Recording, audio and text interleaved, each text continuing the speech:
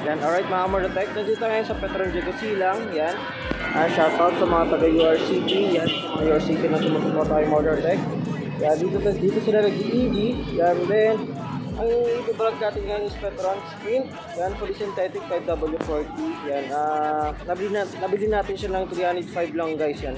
Kasi meron ako napagtanungan na Petron din is nasa 360, kaya di ako bumili kasi magkano lang Honda Oil na fully synthetic 330. Yan, nasa 330 lang yan. Kaya dito pagtanong ko 305 lang, kaya bumili na ako ng dalawa. Yan guys, dalawa yung binili natin. Yan, dalawa para ngayon obserbahan natin, para maobserbahan natin maganda. Yan. Bago natin binili, check din natin yung mga label. Yan, yung manufacturer date, yung katulad ng check natin sa mga Honda Oil kung fake or hindi. Yan. Thank you sa lahat sa support tayo Mordotech. God bless everyone. Babush!